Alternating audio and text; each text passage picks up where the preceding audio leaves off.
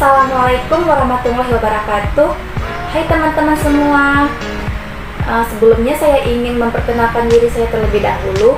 Perkenalkan, nama saya Fitri Wulandari dengan NIM 200720029 dari Prodi Pendidikan Kimia Universitas Maliku Saleh.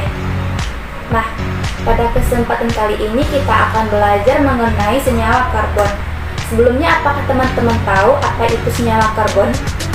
Nah, senyawa karbon itu merupakan bagian dari senyawa organik yang komponen terbesar penyusunnya terdiri dari unsur-unsur bahan organik seperti karbon, hidrogen, oksigen, nitrogen, dan sulfur. Contoh dari senyawa karbon ini seperti gula tebu, protein, dan glukosa. Pada contoh tersebut, penyusun utama senyawanya adalah atom C atau karbon. Selanjutnya itu, di sini kita dapat melihat gugus fungsi senyawa karbon. Nah, dapat kita simpulkan dari pengamatan kedua senyawa tersebut. Jika kita perhatikan, kedua senyawa tersebut mempunyai jumlah atom C dan H yang sama, tetapi memiliki sifatnya yang berbeda. Perbedaan sifat kedua senyawa disebabkan oleh satu atom H pada etena diganti oleh gugus OH. Gugus OH inilah yang menyebabkan perbedaan sifat antara etena dengan etanol. Gugus OH ini dikenal dengan sebutan gugus fungsi. Gugus fungsi adalah atom atau gugus atom yang menjadi ciri khas suatu deret homolog. Setiap senyawa karbon yang mempunyai gugus fungsi berbeda akan mempunyai sifat yang berbeda pula. Kemudian itu ada senyawa turunan dari alkana, yang dimana kita ketahui alkana termasuk dalam senyawa karbon. Di antaranya itu ada haloalkana, alkanol atau alkohol, alkoksialkana atau ester, alkana atau aldehida, alkanon atau keton, asam alkanoat atau asam karboksilat, alkyl alkanoat atau ester. Kemudian di sini kita akan membahas terlebih dahulu mengenai haloalkana. Rumus strukturnya sama dengan alkana, hanya satu atau lebih atom H-nya diganti oleh atom halogen atau X sama dengan F, Cl, Br, dan I. Rumus umum dari haloalkana itu ada CnH2n ditambah 1X. Kemudian itu ada tata nama dari haloalkana. Tata nama menurut Yupak, urutan cara penamaannya itu seperti menentukan rantai induk, yaitu rantai karbon terpanjang yang mengandung atom halogen, atau X sama dengan F, Cl, Br, dan I. Yang kedua itu memberi nomor penomoran dimulai dari salah satu ujung rantai sehingga posisi atom halogen mendapatkan penomoran terkecil. Kemudian gugus alkil selain rantai induk dan atom halogen sebagai cabang. Kemudian ada sifat fisika dan sifat kimia dari haloalkana, yang dimana sifat fisikanya itu memiliki titik-titik lebih tinggi daripada alkana asalnya. Makin panjang rantai karbon, makin tinggi titik-titiknya. Selanjutnya pada suhu kamar haloalkana rantai pendek berwujud gas, sedangkan haloalkana rantai terpanjang berwujud cair sampai padat. Kemudian haloalkana ini suka larut dalam air. Haloalkana yang lebih tinggi berupa cairan mudah menguap. Kemudian titik-titik dari isomer haloalkana berubah sesuai urutan primer, sekunder, dan tersier. Kemudian itu haloalkana dapat dihidrolisis menjadi alkohol yang bersesuaian jika diolah dengan alkali berair. Kemudian itu sifat kimia dari haloalkana. Yang pertama itu dapat disubstitusikan dengan suatu basa kuat. Kemudian dapat mengalami reaksi eliminasi membentuk alkena. Kemudian sifat kimia dari haloalkana, yang dimana pertama dapat disubstitusikan dengan suatu basa kuat, kemudian dapat mengalami reaksi eliminasi membentuk alkena, dan yang terakhir itu jika kita reaksikan dengan logam Na akan menghasilkan alkana dengan perpanjang rantai atom karbon 2 kali. Yaitu kegunaan dari senyawa haloalkana ini ada CH3Cl atau klorometana, yaitu sebagai bahan pendingin pembuatan silikon dan zat pewarna. Kemudian CH3Br atau bromometana, yaitu sebagai bahan pemadam kebakaran di pesawat. Selanjutnya itu pada CFC atau freon, yaitu sebagai zat pendingin akibat menipisnya lapisan ozon. Kemudian C2H3Cl atau vinyl klorida sebagai penomoran pembuatan PFC atau plastik. Selanjutnya itu CCl4 atau tertachlorometana digunakan sebagai bahan pemadam kebakaran. Freon CCl2F2 biasanya dipakai sebagai pendingin pada lemari es dan AC dan pengisi obat semprot. Selanjutnya yang kedua itu ada alkanol atau alkohol. Alkohol merupakan senyawa turunan dari alkana yang mengandung gugus fungsi OH. Rumus umum dari alkohol adalah CnH2n tambah 1 OH atau CnH2n tambah 2 O. Kemudian jenis-jenis alkohol berdasarkan letak gugus fungsinya, alkohol dibedakan menjadi 3 jenis, yaitu yang pertama alkohol primer, yaitu alkohol yang gugus fungsinya OH terikat pada atom C primer. Kemudian yang kedua itu ada alkohol sekunder, yaitu alkohol yang gugus fungsinya OH terikat pada atom C sekunder. Kemudian yang terakhir itu ada alkohol tersier, yaitu alkohol yang gugus fungsinya OH terikat pada atom C tersier. Selanjutnya, tata nama dari alkohol. Penamaan secara sistem Yupak yaitu dengan menggantikan akhiran A pada alkana dengan akhiran ol. Misalnya alkana menjadi alkanol. Yang kedua, menentukan rantai induk yaitu rantai karbon terpanjang yang mengandung gugus OH. Selain itu, atom karbon lain sebagai cabang. Kemudian memberi nomor pada rantai induk yang dimulai dari salah satu ujung rantai sehingga posisi gugus OH mendapat nomor terkecil. Kemudian penamaan secara trivial, yaitu dimulai dengan menyebut nama gugus alkil yang terikat pada gugus OH, kemudian diikuti kata alkohol.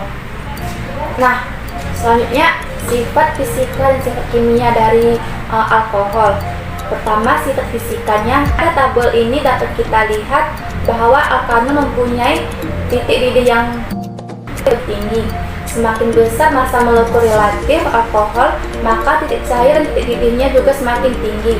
Kenaikan titik cair dan titik didih alkohol sebanding dengan kenaikan massa molekul relatifnya. Pada alkohol yang rumus molekulnya sama, alkohol bercabang mempunyai titik didih lebih rendah daripada alkohol rantai lurus. Kemudian kelarutan alkohol dalam air berkurang seiring dengan bertambahnya panjangnya rantai karbon. Larutan alkohol berkaitan dengan gugus OH yang bersifat polar, sementara gugus alkil atau R bersifat nonpolar. Jadi semakin besar gugus R semakin berkurang kepolaran, sehingga kelarutan dalam pelarut polar seperti air berkurang, sedangkan kelarutan dalam pelarut nonpolar bertambah. Selanjutnya sifat kimia dari alkohol. Gugus OH pada alkanol termasuk gugus yang cukup reaktif, sehingga menyebabkan alkohol banyak terlibat dalam berbagai reaksi. Reaksi dengan logam natrium membentuk alkoksida dan gas hidrogen. Contoh reaksinya C2H5 OH tambah Na akan menghasilkan C2H5ONa tambah H2. Kemudian reaksi dari oksidasi akan menghasilkan reaksi yang berbeda-beda tergantung pada jenis alkoholnya. Reaksi oksidasi alkohol oleh zat oksidator sedang seperti larutan K2CR2O7. Kemudian reaksi dari oksidasi akan menghasilkan reaksi yang berbeda-beda tergantung pada jenis alkoholnya.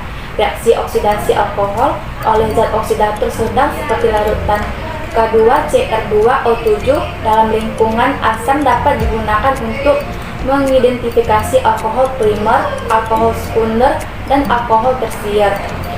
Alkohol primer teroksidasi membentuk aldehida dan dapat teroksidasi lebih lanjut membentuk asam karboksilat. Alkohol sekunder teroksidasi membentuk keton. Kemudian alkohol tersier tidak teroksidasi. Reaksi dengan hidrogen halida terbentuk haloalkana dan air. Kemudian reaksi asterifikasi dengan asam karboksilat dapat menghasilkan ester. Reaksi dehidrasi alkohol jika dipanaskan dengan asam kuat, maka akan terbentuk alkena dan air. Kegunaan dari alkohol dalam bidang farmasi atau obat-obatan sebagai pelarut senyawa organik, misalnya etanol dan butanol. Bidang biologi atau industri digunakan sebagai disinfektan, misalnya etanol dan metanol. Sebagai bahan bakar, misalnya spiritus atau campuran antara metanol dan etanol. Etilen glikol digunakan sebagai pelarut, bahan pelembut, bahan baku pembuatan serat, dan sebagai zat anti beku pada radiator mobil. Kemudian gliserol digunakan sebagai bahan pemanis untuk penderita diabetes. Selain itu juga digunakan untuk membuat bahan peledak nitrogliserin, bahan baku pembuatan plastik, pelembab pada tembakau, dan bahan kosmetik. Selanjutnya yang ketiga itu ada alkoksi alkana atau ether.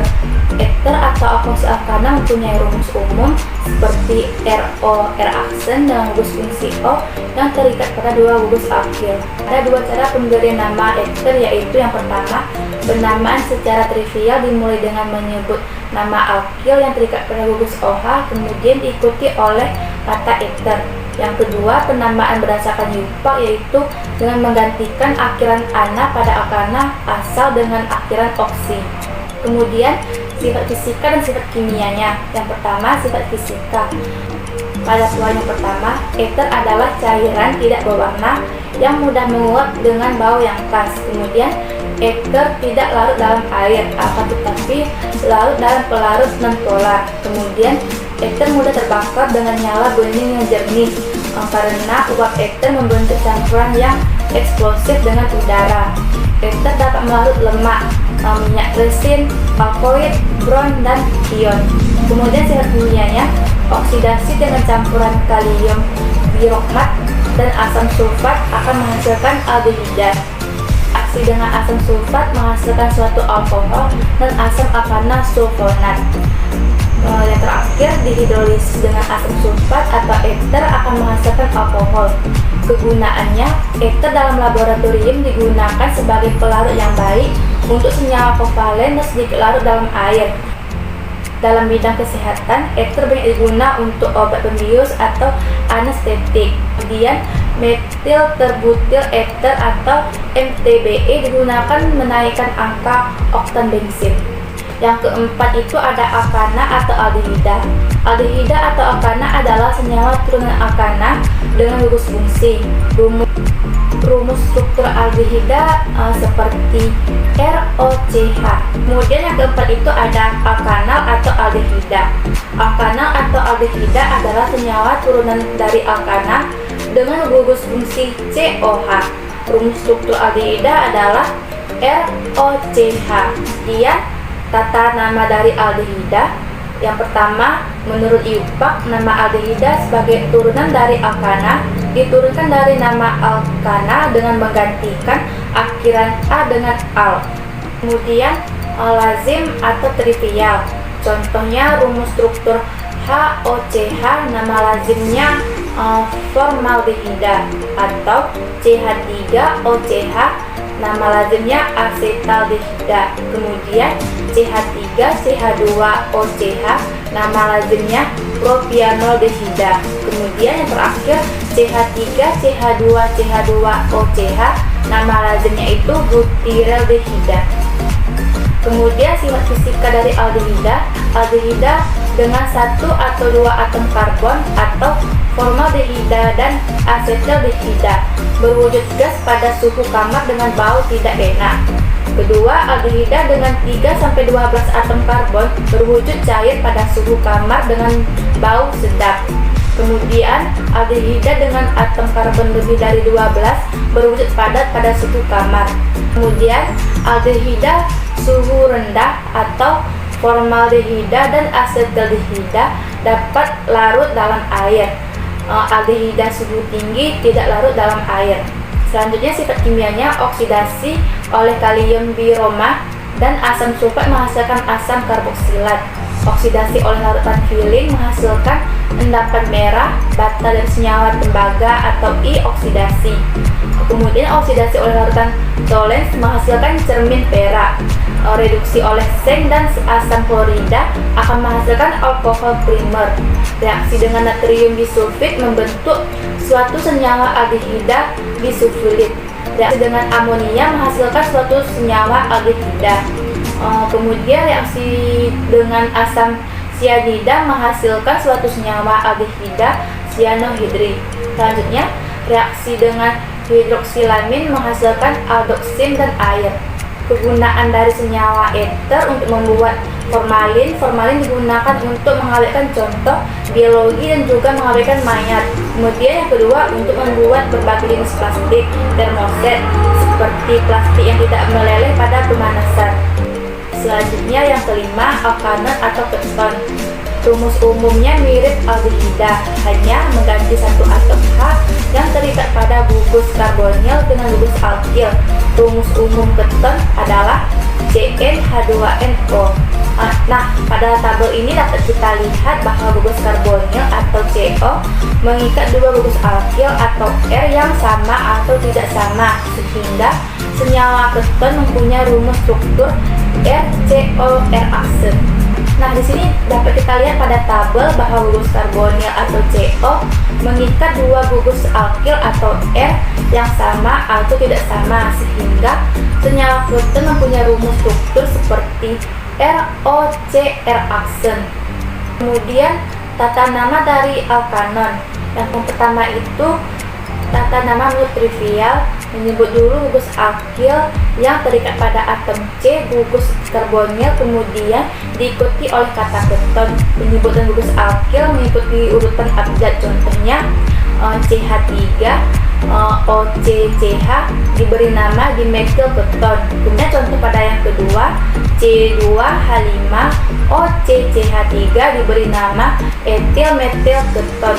Nah, penamaan menurut Yupak menentukan rantai induk, yaitu rantai atom C terpanjang yang mengandung gugus karbonil, memberi nomor dari salah satu ujung sehingga atom C pada gugus karbonil mendapatkan nomor terkecil. Urutan penamaan, nomor cabang, nama cabang, nomor atau C gugus karbonil, nama rantai induk alkanon. Contohnya seperti C2H5 OCCH3 diberi nama 2-butanon, atau seperti C2H5 OCCH3. Kemudian sifat fisika dan sifat kimianya, di mana sifat fisikanya itu keton dengan 3-13 atom karbon berupa cairan dengan bau sedap. Kemudian keton dengan atom karbon lebih dari 13 berupa padatan. Suhu rendah golongan keton dapat larut dalam air. Kemudian suhu tinggi golongan keton tidak dapat larut dalam air. Sifat kimianya itu oksidasi keton dengan campuran natrium karbonat dan asam sulfat akan menghasilkan karboksilat, air, dan karbon dioksida. Selanjutnya, reduksi keton dengan katalis litium aluminium hidrida akan menghasilkan alkohol sekunder. Dengan reaksi dengan fosfor pentaklorida, reaksi antara aseton dengan fosfor pentaklorida akan menghasilkan alkil aldehida. Reaksi dengan reaksi Giner, hidrolisis hasil reaksi keton dan reaksi Giner menghasilkan alkohol tersier.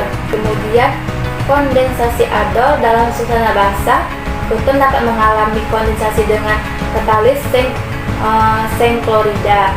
Reaksi substitusi dengan halogen, substitusi terjadi pada H-aksen. Kemudian keton dapat bereaksi adisi dengan asam sianida membentuk suatu senyawa sianohidrid. Selanjutnya itu reaksi dengan vanis hidrilazin menghasilkan senyawa vinilhidrazon dan air. Nah, selanjutnya itu sifat kimianya, di mana oksidasi keton dengan campuran natrium bikarbonat dan asam sulfat akan menghasilkan asam karboksilat, air, dan karbon dioksida. Reaksi keton dengan katalis litium aluminium hidrida akan menghasilkan alkohol sekunder. Kemudian reaksi fosfor pentaklorida, reaksi antara aseton dengan fosfor pentaklorida akan menghasilkan alkil aldehida. Reaksi dengan reaksi Green, hidrolisis hasil reaksi keton dan reaksi giren yang menghasilkan alkohol tersier. Dan kondensasi aldol dalam suasana basah, keton dapat mengalami kondensasi dengan katalis zinc klorida. Reaksi substitusi dengan halogen, substitusi terjadi pada H-aksen. Keton dapat bereaksi adisi dengan asam sianida membentuk suatu senyawa sianohidrin. Dan reaksi dengan vanilhidrilase menghasilkan senyawa vanilhidrazon dan air. Kegunaannya, yang pertama itu aseton digunakan sebagai pelarut organik. Yang kedua, keton siklik digunakan sebagai bahan untuk membuat parfum. Kemudian aseton digunakan untuk menghasilkan cat kuku. Kemudian yang terakhir, isobutyl metiketon atau ekson digunakan sebagai pelarut hidroselulosa dan getah. Nah, selanjutnya itu asam alkanoat atau asam karboksilat. Rumus umum dari karboksilat adalah RCOOH. Khusus dari asam karboksilat adalah terdapatnya gugus fungsi karboksilat atau COOH. Karboksilat diambil dari karbonil atau CO dan hidroksil atau OH. Kemudian tata namanya, menurut IUPAC, pemberian nama asam karboksilat dilakukan dengan mengganti akhiran A pada nama alkana dengan OAT. Kemudian tentukan rantai utama atau rantai dengan jumlah atom karbon paling panjang yang mengandung gugus karboksil. Kemudian tentukan substituen yang terikat rantai utama. Penomoran substituen dimulai dari atom C, gugus karboksil. Kemudian jika terdapat dua atau lebih substituen berbeda dalam penulisan harus disusun berdasarkan urutan abjad huruf pertama nama substituen. Selanjutnya itu penambahan kata asam pada awal nama senyawa, contohnya namanya asam 3,4 dimetil pentanoat. Kemudian awalan di trisectors tidak perlu diperhatikan dalam menentukan urutan abjad, sedangkan awalan yang tidak dipisahkan dengan tanda penghubung antara lain seperti iso dan neo diperhatikan dalam penentuan urutan abjad. Contohnya bukan seperti asam 3 neopentil 2 metil heksanoat, tetapi seperti asam 2 metil 3 nonpentil heksanoat. Selanjutnya itu tata nama menurut trivial. Yang pertama itu yang tak bercabang. Berikut dapat kita lihat contohnya seperti HCOOH yang diberi nama umum asam format atau CH3COOH yang diberi nama asam asetat. Selanjutnya yang kedua bercabang. Yang pertama tentukan rantai utama atau rantai dengan jumlah atom karbon paling panjang yang terdapat gugus karboksil. Kedua, tentukan substituen yang terikat pada rantai utama. Ketiga, penambahan kata asam pada awal nama senyawa. Keempat, penomoran substituen dimulai dari atom karbon yang mengikat gugus karboksil. Nah, selanjutnya sifat fisika dan sifat kimia. Yang pertama, sifat fisika, titik didih lebih tinggi daripada senyawa organik golongan lain yang berat molekulnya sebanding. Kemudian, kelarutan asam karboksilat dalam air lebih besar daripada alkohol, eter, aldehida, dan keton yang berat molekulnya sebanding. Kelarutan asam karboksilat dalam air menurun seiring dengan meningkatkan berat molekul. Kemudian, asam karboksilat dengan 1-4 atom karbon dapat larut sempurna dalam air. Itu sifat kimianya. Yang pertama, reaksi dengan basa menghasilkan garam dan air. Kemudian reduksi dengan katalis litium aluminium hidriga menghasilkan alkohol primer. Kemudian reaksi dengan ionil diklorida membentuk klorida asam, hidrogen klorida, dan gas belerang dioksida. Esterifikasi dengan alkohol asam karboksilat membentuk ester. Reaksi yang terjadi merupakan reaksi kesetimbangan. Kemudian reaksi dengan amonia membentuk amida dan air. Nah, dekarboksilasi pada suhu tinggi asam karboksilat terdekarbolisasi membentuk alkana. Halogenasi asam karboksilat dapat bereaksi dengan halogen dengan katalis fosfor membentuk asam trihalida, karboksilat, dan hidrogen halida. Nah, selanjutnya itu kegunaannya. Yang pertama, asam format dipakai untuk mengumpulkan lateks atau getah karet. Kemudian kedua, asam asetat digunakan sebagai cuka makanan. Selanjutnya itu ada Alkyl alkanoat atau ester dibentuk dari reaksi kondensasi alkohol dengan suatu asam atau esterifikasi. Nama ester diturunkan dari bahasa Jerman yaitu Essig Adher yang berarti suka ester atau ester siklik dinamakan lekton. Ester merupakan salah satu turunan asam karboksilat yang memiliki rumus umum RCOOR-aksen. Selanjutnya tata nama dari alkyl alkanoat. Yang pertama itu tata nama menurut Ipak. Dalam pemberian nama ester diawali dengan menyebut nama gugus alkyl atau aryl yang menggantikan atom H dengan gugus COOH pada asam induknya. Nah, selanjutnya itu ada tata nama dari alkyl alkanoat.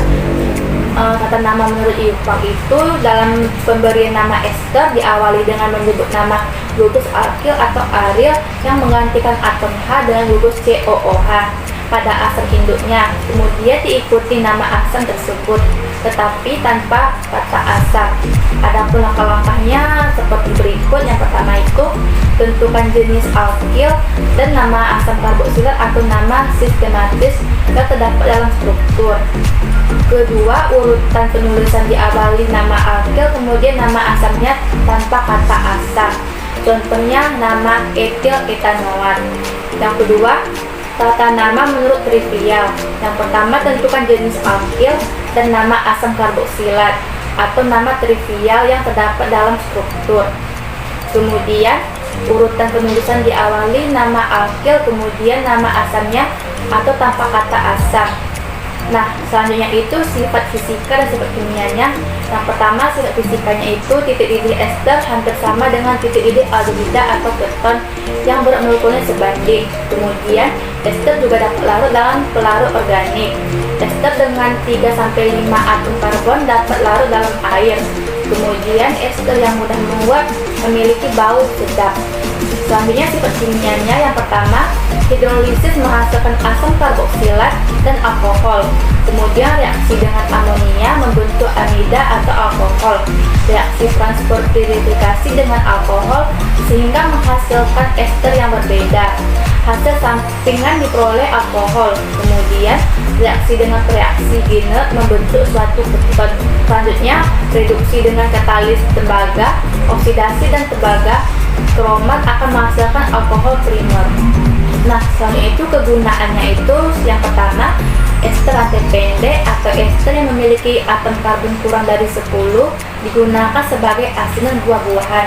Yang kedua, lemak. Ester dari gliserol dengan asam karboksilat suhu tinggi digunakan sebagai bahan makanan dan sebagai bahan untuk membuat sabun.